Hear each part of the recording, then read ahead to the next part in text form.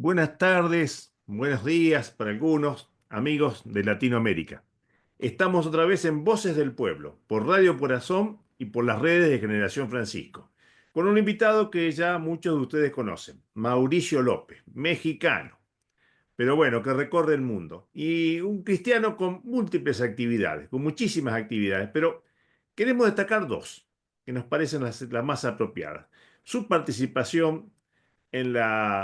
el Sínodo de la Amazonia, que nos ha parecido un acto histórico, un acto eh, cargado de contenido, de simbolismo y de futuro, y que ha asignado la Iglesia Universal, desde la Amazonia, asignado a la Iglesia Universal. Y una segunda actividad completamente vinculada con esta, que es el Sínodo de la Sinodalidad. Y bueno, ¿qué tal Mauricio? Buenas tardes, ¿cómo estás? No sé qué, allá todavía están buenos días o buenas tardes. Buenas tardes también, ya estoy aquí a la 1 de la tarde. Un saludo cariñoso desde León, Guanajuato, México, la tierra que me vio nacer, y encantado de estar contigo, Pablo, como siempre, y saludos a quienes nos escuchan en Voces del Pueblo. Bueno, vamos a salir por Facebook, vamos a salir por Radio Corazón y también, bueno, por todas las redes nuestras en forma diferida. Y ya sin más prólogos, Mauricio, la primera pregunta que te queríamos hacer es una pregunta obvia, inevitable. ¿Qué es lo que te ha parecido más importante del sínodo de la sinodalidad? Bueno, con lo que has comentado también del proceso que me ha tocado vivir, es difícil responderlo de una manera, digamos, disociada de toda una experiencia. Para mí, siempre la aproximación tiene que ver si hay una mirada a partir de lo que fue el proceso del sínodo amazónico y los avances que 5 años después todavía estamos viendo con sus dificultades, pero que también vemos cómo va moviéndose y avanzando. Quizás la sensación es de que poco se ha avanzado, poco en lo sustancial, poco en la reforma de lo profundo. Sin embargo, yo siempre trato de cambiar la perspectiva para poder entender algo que tú ya mencionabas cuando me presentabas, y es, si miramos lo vivido en este sínodo de la sinodalidad y todos los procesos que trae consigo, las posibilidades y las dinámicas que genera, la pregunta es cuánto de la experiencia sinodal amazónica y latinoamericana vemos en esta experiencia. Y ahí cambia totalmente la perspectiva. Es decir, si es en función de avances sobre lo que vivimos en el sínodo amazónico, quizá poco. Pero si miramos ese sello profundo de la experiencia sinodal puntual de la Amazonía, plasmada en este deseo que intuimos que es lo que el Papa buscaba, de una periferia que le ayuda al centro a reformarse, vemos que ahí están las semillas de la reforma más profunda. Y eso ciertamente nos da esperanza. A mí no me gusta quedarme en los temas simbólicos que muchos han ido relatando. He leído algunos artículos recientemente sobre el sínodo de la sinodalidad y se quedan con toda la parte simbólica de las mesas redondas, con la parte simbólica de la aprobación como parte también ya de la doctrina de la iglesia o del magisterio pontificio. Yo sí me quedo con esta sensación de deudas que se nos regresa a nosotros mismos. Quizá por lo que ya decía al inicio, la participación más plena,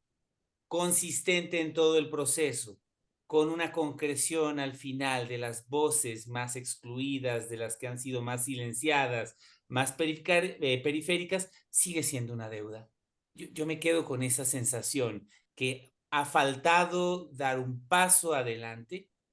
no solo en el ejercicio de la escucha, que es esencial para toda esta experiencia,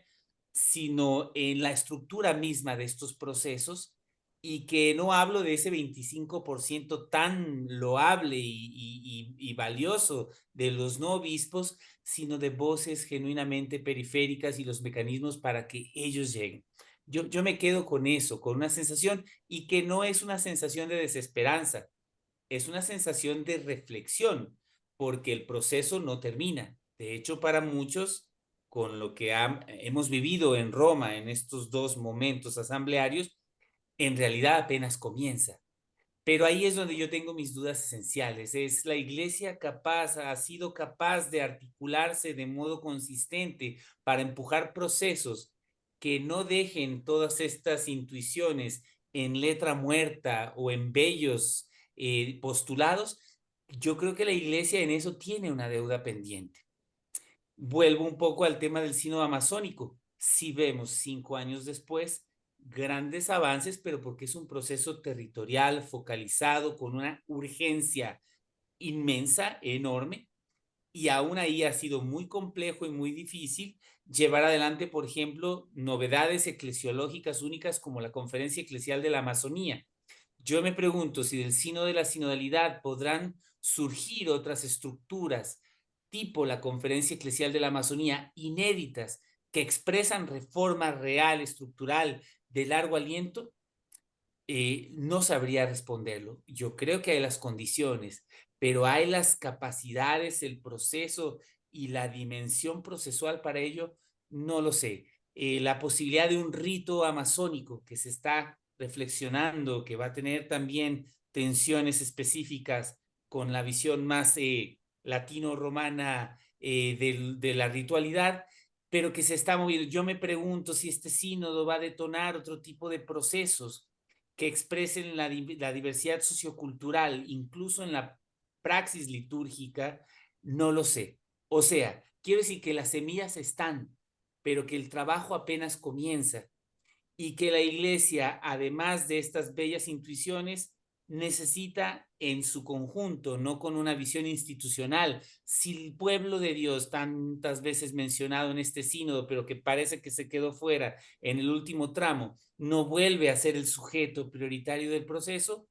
lamento mucho, por más que hay esfuerzos como en el CELAM los estamos haciendo, lamento mucho, pero no creo que va a haber estas como reformas de fondo. Y para mí, un sínodo de esta envergadura, con todo lo que se vivió, con lo que se ha recogido del pueblo de Dios, con la honestidad procesual de lo que hemos vivido, no puede no responder a cambios estructurales, por ejemplo, en el tema del rol de la mujer en la iglesia, de su reconocimiento formal en ámbitos como el diaconado, que me parece que también tuvo una serie de dinámicas extrañas durante el sínodo, o en el tema de cómo se ejerce todo lo que es el poder, la gobernanza, y que es lo que explica luego los abusos distintos en la iglesia, los sexuales, los de poder, los de conciencia, están asociados con esta dinámica de estructura institucional que, insisto, la semilla está dada, la perspectiva, la potencia, la intuición, el deseo, la voluntad del Papa está, pero si no se apropia ese pueblo de Dios, si no se acuerpa, creo que va a ser difícil que esto tenga cambios de largo aliento. Tengo fe, tengo esperanza, pero también veo como en el último tramo de este proceso sinodal, la participación bajó, el ímpetu bajó, y ahora, y termino con esto, el jubileo de la esperanza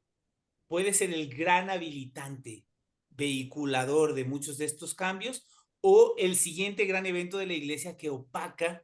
y reduce la experiencia sinodal a un evento y se apaga porque ya viene el siguiente gran evento. Y ahí me parece que está el gran desafío. Mauricio, más allá de esta visión general que comparto, eh, hay aspectos que realmente han sido novedosos y vamos a ver qué cuota de ese desafío asumimos como pueblo de Dios. Es evidente, no es un fenómeno que no puede ser solamente de lo institucional hacia lo popular, por no decir de arriba hacia abajo, sino que tiene que ser simultáneo, de abajo hacia arriba. Y lo venimos viviendo, la asamblea eclesial fue otro momento parecido también. Si uno comparaba y decía, bueno, a lo mejor el número de participantes de la Asamblea Eclesial Latinoamericana fue pequeño, pero si lo comparaba con lo que era antes, que no existía, dice llanamente, no existía la participación laical, no existía la participación de las mujeres, no existía la participación de las minorías, fue un hito también, ¿no es cierto? Ahí en el medio de estos dos acontecimientos de lo que estamos hablando. Y eso que nos tocó la pandemia, y eso que nos tocó la pandemia que complicó mucho las cosas. Pero me gustaría saber, bueno, que le cuentes a nuestros amigos qué rol tuviste específicamente en el sínodo de la sinodalidad y bueno, y después tus impresiones ya humanas, personales, cómo lo viviste, ¿no? ¿Qué lugar te tocó y cómo sentiste ese lugar en el que te tocó participar? Y te agradezco, Pablo. Y es que para mí nuevamente tiene toda una noción de ciclo, de un ciclo de 7 años, desde la preparación del sínodo amazónico, donde teníamos una participación territorial, activa, estructurada, donde el Papa nos da la posibilidad de organizar junto con él este sínodo especial, con toda una cantidad de prerrogativas, posibilidades, a una experiencia de un sínodo ordinario, como el sínodo de la sinodalidad, que además incorpora novedades que antes no existían. Entonces, el rol que me tocó a mí fue primero estar en la comisión metodológica, entendiendo que el anhelo del Papa y de la Secretaría del Sínodo del Cardenal Grech era justamente traer la experiencia de escucha amplia, inédita, como tú dices, Pablo, lejos de ser lo ideal, pero contrastada con las experiencias previas, hay un cambio drástico, absoluto, y que obviamente va en la dirección correcta. Entonces era un poco traer esta noción de capacidad de escucha que el sínodo amazónico incorpora e instaura a la comisión metodológica, y que luego en la asamblea eclesial también fuimos ensayando, como te acordarás, con lo que era la conversación espiritual, aunque fue una adaptación en el marco de la asamblea, ahí vino. Entonces, la intuición que yo tenía es, nos invitan a una diversidad de representantes, de instancias trabajando por estos procesos, a una comisión metodológica. Con eso se ayuda a elaborar toda la estructuración del método de la conversación en el espíritu, cómo se incorpora y todo el ejercicio de escucha previo a la primera sesión de la Asamblea Ordinaria. Luego tuve un rol que fue muy, para mí, inesperado, pero muy ilustrativo para salir de la visión meramente amazónico-latinoamericana de la que yo venía y entender mejor la dimensión global. Me pidieron coordinar a la fuerza de trabajo que se encargó de coordinar toda la fase continental, 7 sesiones en continentes o macroregiones del planeta, donde se hizo este ejercicio de, luego de la primera ronda de escucha con las conferencias episcopales y las diócesis, hacer un proceso de reflexión más territorial sociocultural. También yo veo que la encomienda que se me hace tiene que ver con la vivencia del sínodo amazónico como macroregión, o con la contribución que América Latina ya venía haciendo, no solo en la perspectiva local o global, sino que la iglesia va fortaleciendo cada vez más esa región intermedia que también tiene estructura, institucionalidad, aunque diversa, que es la parte continental o regional, como se le quiera llamar. Fue una experiencia muy bella porque pude ver, por un lado, experiencias tan únicas, particulares, tan lejanas de mi propia experiencia vivida, como la parte del Medio Oriente. Toda la noción de esas iglesias con los patriarcados, con las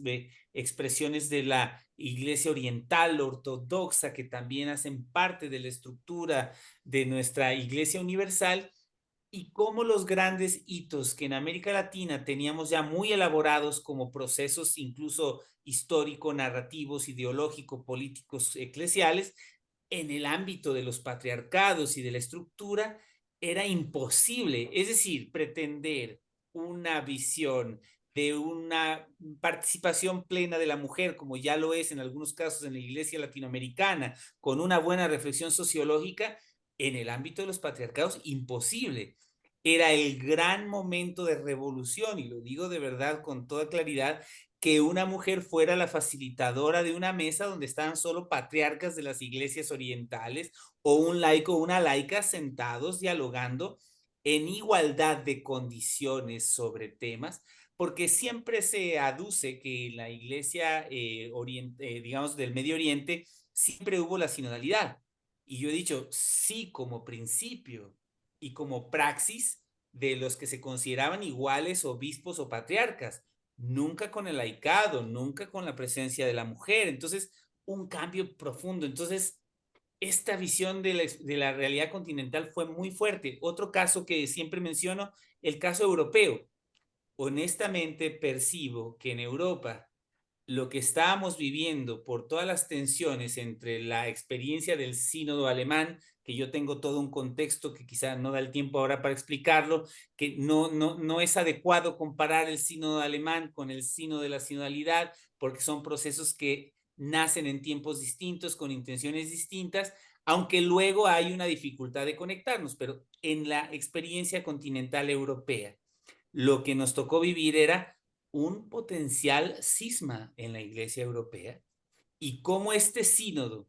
tanto en su fase continental como la experiencia global, logra propiciar un espacio de escucha, de diálogo, que no podía entrar a los temas difíciles sobre la diversidad sexual o sobre la visión también más conservadora, inamovible, sino que la pregunta era, ¿somos capaces de reconocernos miembros de una misma iglesia de Cristo a pesar de tener una diferencia tan grande?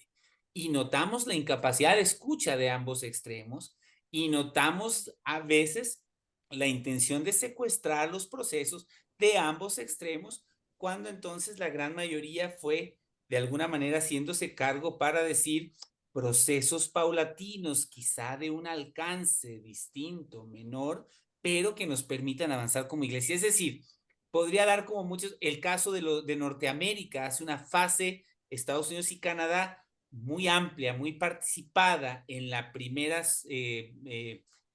porción de la escucha, y en la fase continental se cierran los canales para la participación de los grupos periféricos y se reduce a los grupos más cercanos, haciendo una experiencia que en todos los sitios, incluido África y en todos lados, fue presencial, y ahí se hizo una experiencia virtual. Entonces, ¿qué te puedo decir? Para mí fue como esa participación muy importante para notar esa catolicidad y el desafío de este sínodo. Y luego en las dos fases ya presenciales, octubre del año pasado, octubre este año, en octubre del año pasado fui coordinador de los facilitadores y facilitadoras de las 35 mesas de trabajo, coordinando a ese grupo para poder acompañar la metodología de la conversación en el espíritu,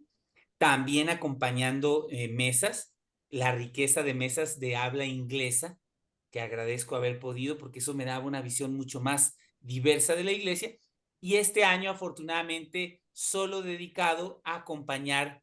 las mesas que me tocaba en el grupo metodológico y apoyar en la coordinación. Entonces, mis funciones fueron muy variadas y las quería relatar ante tu pregunta porque creo que denotan el deseo seguramente de toda esta Secretaría del Sínodo, también del Papa, de que el proceso amazónico, no solo, pero también ayudara en la perspectiva de escucha, que la Asamblea Eclesial ayudara en la noción de metodología más abierta, con un poco de la visión de conversación en el espíritu, con métodos también de participación más virtual. Como dijiste, fue durante la pandemia que realizamos esto, y luego ya en el tema de acompañar para tejer algunos procesos. Termino con la vivencia humana, y es que es un ciclo. Yo tengo que reconocer que pasé de un rol que estaba profundamente encarnado, territorializado, donde una experiencia eclesial, amazónica, se encuentra con el instrumento del sínodo, porque así el Papa lo propone, y esa riqueza de experiencia logra enriquecer, fortalecer, aprovechar ese sínodo para dar toda una dirección a un proceso que sigue vivo, y cambiar este sínodo para entender la noción del estilo tradicional de eventos, aunque queriendo romper con ello, del estilo tradicional de solo obispos, aunque queriendo ampliarlo a ello, del estilo tradicional de un modo de hacer las cosas, aunque deseando querer abrirlo. Para mí fue un proceso muy sufrido,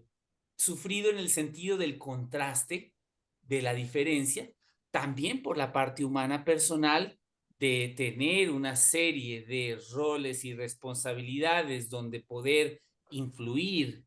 donde poder también plantear diálogos, incluso con el propio Santo Padre, con el cardenal Lumis y el cardenal Barreto, a sentir que en este sínodo fuimos de mayor participación a menor, y debo decir que por la manera en que se estructuraban las cosas, había algunas preocupaciones y presiones de otros grupos diciendo precisamente la influencia de la experiencia amazónica, la influencia de la experiencia latinoamericana, la influencia de la experiencia jesuita. Yo creo que hubo como algunas personas que quizás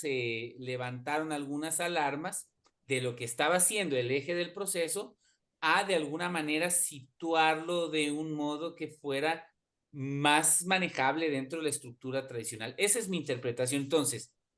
fue complejo, fue sufrido, pero debo decir que terminé en una nota muy alta, porque no te puedo transmitir suficientemente la belleza de esa experiencia de ser testigo privilegiado de cómo Dios trabaja en esas diversidades que se encuentran, en esos desencuentros ideológicos que en la mesa lograban propiciar una posibilidad de escucha profunda y de consensos que ciertamente da esperanza para la iglesia. Y yo me quedo con eso, pero con todo este sufrimiento de decir esa noción de la escatología, ya, pero todavía no. Y uno dice, pues en nuestra noción temporal humana, ese ya lo sientes tan en las manos y ver que ese todavía no tiene que ver con tu temporalidad, sino que hay diversidades culturales, de regiones, de visiones ideológicas y que a veces nos vamos quedando con el poco que no rompe pero que permite dar un paso adelante, o el poco que no ofende a nadie cuando el mundo está prácticamente en llamas y la iglesia pues también está llamada a ser un factor ahí de esperanza. Entonces, a mí me deja siempre con sentimientos encontrados, pero sobre todo con mucha gratitud y sobre todo, y termino con esto, decir, me permite regresar a la misión con la que yo he comenzado toda esta experiencia en el territorio amazónico, entendiendo que es desde ahí, con ellos, para ellos, con el pueblo, con las comunidades con las que venimos trabajando, pero con la responsabilidad de subir la escala. La escala de la sinodalidad, ahora en la SEAMA, no somos simplemente destinatarios. Los pueblos originarios son sujetos del proceso. Creando una universidad amazónica, el rito amazónico, pues para mí es como un contraste que me dice, es posible aunque pues con el dolor y la preocupación de decir, de ver como una magnitud de los cambios potenciales reducida a los mínimos, pues eso es un ejercicio de mucha fe. Eso es quizás lo que llamamos kairos de Dios versus el cronos de la urgencia de un mundo que está roto y con muchas personas sufriendo. Has usado varias veces la palabra esperanza. En en esa dirección, te cuento, yo tengo unos cuantos años más que vos. Yo viví de muy chico el Concilio Vaticano II. Y también cuando pasó un tiempito, cuando falleció Pablo VI y cuando pasaron las cosas que pasaron y el mundo vivía esa situación de tensión, etcétera, y pasaba el tiempo y solamente se había profundizado la reforma litúrgica, pero otros aspectos muy importantes, como por ejemplo el concepto de pueblo de Dios, parecía desaparecer. Aquí en Argentina votó una corriente conocida como la teología del pueblo, que luchó denodadamente con esa cuestión bueno, y terminaron un poco cada cual en su casa prácticamente. Cuando nos parecía que ya todo eso se había terminado, la influencia latinoamericana volvió a llevar el tema del Concilio Vaticano II y todo esto que vos has estado contando que podríamos empezar con el CELAM, tendríamos que empezar con el CELAM si quisiéramos hacer historia larga, pero vayamos a lo más inmediato. Toda esta influencia del Sínodo de la Amazonia, de la Conferencia Eclesial de la Amazonía, la Asamblea Latinoamericana, todo esto vuelve a traer el Concilio Vaticano II 50 años después, cuando ya los más viejos pensábamos que, bueno, se perdió la oportunidad, quedaron unos hermosos documentos. No, está de vuelta sobre la mesa. Y bueno, y como será este proceso con todas esas particularidades que vos has dicho, y que evidentemente el Papa tiene muy tomado el tiempo de las cosas. Esta última decisión, que toma la última decisión institucional de decir, tomo las decisiones tal como se las tomaron. El Papa podría haber dicho, no, a ver, esto acá, esto le falta, esto es poco. Yo imagino que él debe tener una sensación muy parecida a la tuya, aunque quizás con más experiencia debe haber sabido que iba a ser poco. Es posible, es muy posible que él haya sabido que iba a ser poco. Él podría haber dicho, no, a ver, el documento es este, y escribe un documento maravilloso. Podría haber escrito y haber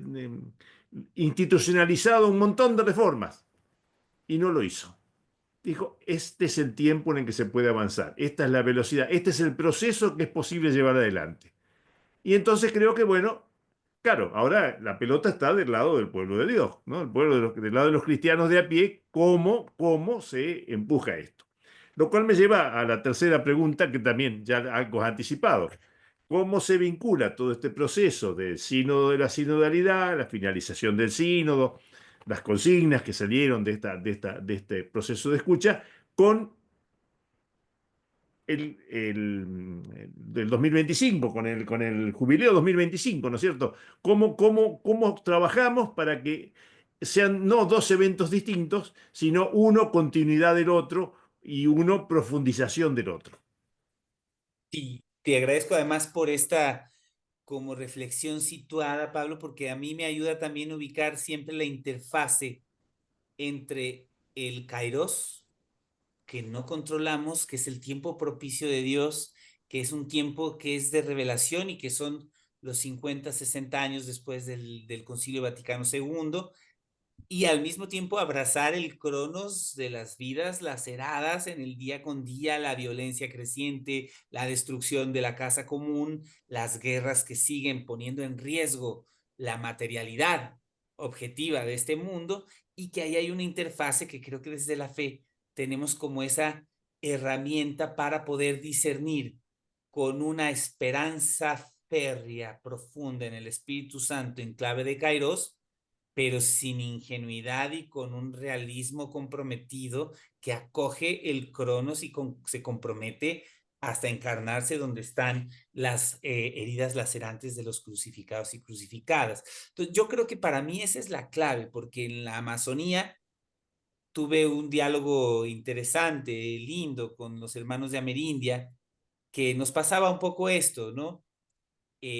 Al finalizar el sínodo amazónico, la sensación de algunos es que nada había cambiado. Y yo recuerdo haberles dicho que esa apreciación era inadecuada en ese momento, porque el proceso apenas comenzaba. Yo les dije, nos vemos en 5 años. Y fue curioso porque sin planearlo, 5 años después estábamos en esta segunda sesión de la Asamblea Ordinaria del Sínodo de la Sinodalidad y tuvimos una sesión con Amerindia y yo caí en cuenta que habían pasado 5 años y les dije, miren la dinámica de esta interfase que trata de conectar Kairos, que no lo logramos palpar, porque entonces esto es como querer subordinar al Espíritu Santo a nuestro tiempo. Yo creo que ese es el gran pecado que a veces viene con la ideología, subordinamos, cualquiera que sea subordinar al Espíritu Santo, pero al mismo tiempo hacernos cargo de cambios reales y visibles. Entonces yo decía, muchos de los pensadores geniales que dijeron que ese sínodo amazónico no sirvió para nada, no volvieron a aparecer por allá, no volvieron a escribir sobre la Amazonía y 5 años no ha parado de haber mucho mayor violencia, mucho mayor destrucción, persecución, pero al mismo tiempo de una iglesia más acuerpada y articulada para responder a ello, con novedades únicas, inéditas, como la Conferencia Eclesial de la Amazonía, empujando el rito amazónico, dinamizando los procesos de la ministerialidad de la mujer, fundando un programa universitario amazónico, la continuidad de la REPAM. Es evidente que hay una riqueza transformadora que en la dinámica también de Cronos sigue respondiendo. Entonces, yo creo que ahí está un poco la clave. Este jubileo de la esperanza, a mí me parece que es de las herramientas más bellas con las que cuenta la iglesia. Cuando uno piensa la noción de jubileo, yo creo que a veces no logramos entender el sentido que tiene desde los orígenes. Por ejemplo, esta noción de jubileo que tenía que ver con el tema de la repartición de las tierras, o de perdonar las deudas, o de volvernos a ser hermanos, o de volver a la tierra de origen para volver a reconectar. Yo honestamente creo que es uno de los instrumentos más bellos porque simbólicamente nos pone en una perspectiva de conexión mucho más profunda con, con lo absoluto, que eso es lo que significa religión, religarnos con ese Dios de la vida, y entre nosotros también tratando de reformar nuestro proyecto humano inspirado por Dios para que se parezca más a ese proyecto. Lamentablemente creo que se le ha quitado ese peso. Y te cuento una anécdota porque también me acordaba que yo estuve de mochilero en mi época un poco más rebelde también, nunca lejano de la fe, y yo recuerdo en el año 2000 que se abría la puerta santa del jubileo en aquel cambio de milenio, y yo en mi rebeldía un poco irracional, hasta tonta, dije, yo no voy a pasar esa puerta, porque a mí nadie me puede decir que la conversión va a suceder por el paso de una puerta santa, sino que sucede con la vida, con el proceso, con lo que yo estaba viviendo, sentía conocer otras culturas, ver realidades, opción por los pobres. Pero era una fila tan larga que venía con un amigo con el que viajamos algunas veces de mochilazo que dije, no me quiero quedar acá 4 horas esperándolo. La conversión la viví de la manera más inesperada, no por la puerta, sino cuando escuché los relatos de las personas que caminaban hacia la puerta, de la fuerza transformadora de la conversión en sus corazones y cómo el haber llegado a ese sitio implicaba una conexión con lo simbólico y que les daba fuerza en medio de una enfermedad quizá terminal o que les permitía tener esperanza en medio de una situación de guerra. Eso a mí me ilustró, me abrió los ojos. Y eso, con tu pregunta, digo, creo yo que este jubileo, si entendemos este sentido del júbilo, del sentido de esperanza, de religarnos con Dios, podría y debería de ser una fuente de vida en un mundo profundamente roto, lastimado, lacerado, donde si hacemos los análisis también desde estos distintos ámbitos de las ciencias humanas, sociales, biológicas, estamos en una grave crisis. Pero creo que precisamente este instrumento del jubileo, con un sínodo de la sinodalidad que acarrea en sí ya no solo postulados, sino expresiones concretas, que no alcanzan a la mayoría, que no llegaron a todos los que quisiéramos, que tuvieron fragilidades, que hubo pugnas, como ya lo mencionábamos, pero que trae dentro de sí lo mejor que la iglesia tiene para ofrecerle al mundo. Lo mejor que la iglesia tiene hoy para ofrecer al mundo es un sentido de esperanza realista, radical, no ingenua. Y por otro lado, el construir lazos fraternales en un mundo profundamente roto. Esta noción fratricida que sigue dominando, la iglesia creo que ofrece el elemento simbólico y el instrumento concreto de la escucha,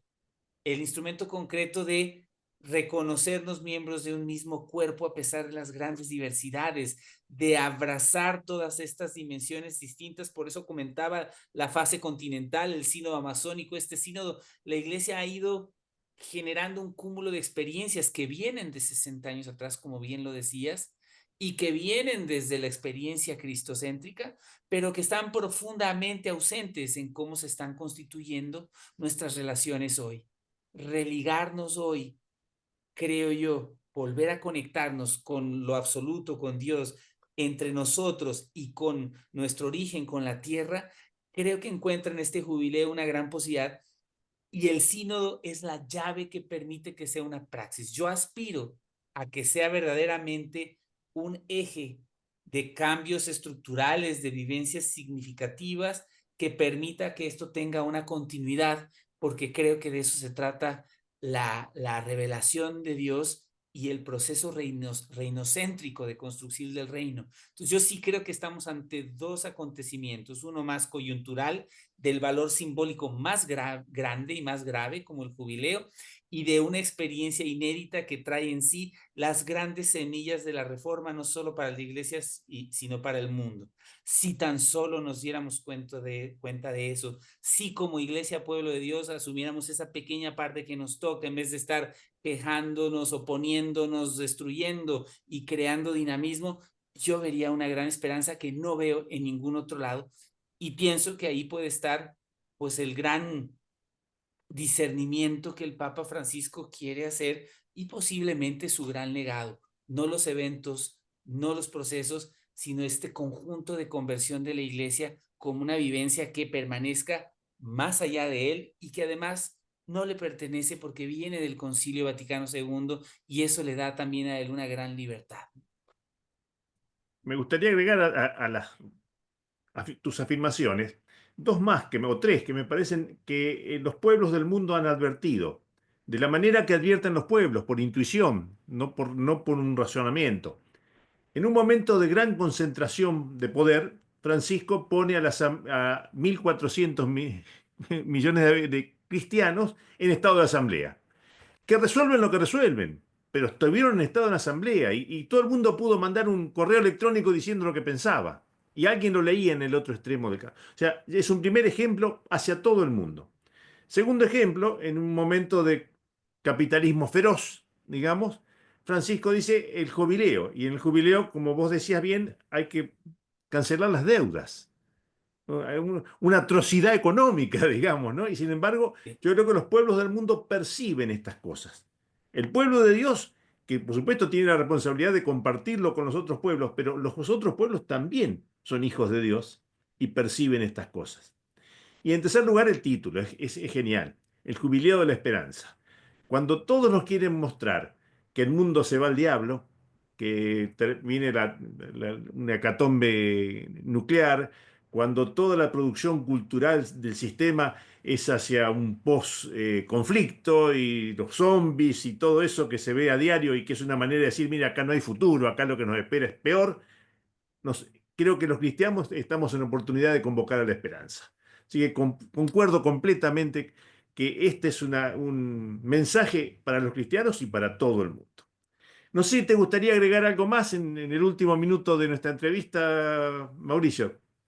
Algo que quieras señalar. Agradecerte mucho por el espacio porque creo que es el primer momento. Yo me fui a encerrar 8 días casi como de silencio, tratando de hacer sentido de lo vivido. Y esta es la primera vez en este entorno, además, que es tan propicio, que me permite también como reformular o formular aquello que se estaba moviendo y, y dejar como en absoluta claridad que esto tiene un sentido de esperanza. No salí tan así de la vivencia de Roma, quizá también por cómo yo tenía que hacerme cargo de estas transiciones, de estos roles que nos toca jugar, y me hace mucho sentido. Y creo yo que eso me acerca mucho más a tantos hermanos y hermanas que consideramos también en conjunto, nos consideramos pueblo de Dios, necesitamos forzosamente abrazar este sentido de corresponsabilidad con el sínodo para que tenga realmente vida luego del proceso que se vivió, si no se morirá, y con el vehículo jubilar de la esperanza, que es un vehículo de denuncia profética pero de profunda confianza en el Señor que acaba de venir entre nosotros en esa pequeñez frágil y que nos abre siempre nuevas posibilidades. Entonces ahora que iniciamos el nuevo año, que sea en esa casi locura de la pequeñez en la que el Dios mismo se encarna y hace camino entre nosotros, y con la certeza de que este nuevo año, que es una gran oportunidad, será esperanza en la medida en que lo seamos como creyentes y con toda la humanidad, porque yo creo que aquí está el gran legado que Francisco nos está dejando, es hacernos cargo realmente, abrazar y apropiarnos. Pues con eso me quedo con profunda gratitud, sobre todo porque me hace sentido a mí esta reflexión compartida para pues echar para adelante el siguiente año luego de todas estas vivencias. Agradecido nosotros, Mauricio, como siempre, a tu generosidad, a tu disponibilidad. Y bueno, y nos veremos en el año para seguir tirando del carro en estas cosas en la medida de nuestras posibilidades. Muchas gracias y que el 2025 sea muy feliz para vos, para nuestros hermanos mexicanos, que es un pueblo que nosotros queremos muchísimo, los argentinos queremos muchísimo al pueblo mexicano, y bueno, y para todos los hermanos latinoamericanos que nos van a estar escuchando. Gracias, Pablo, por este espacio. Gracias a Voces del Pueblo y estaremos a disposición para seguir compartiendo. Muy feliz año y muchas gracias.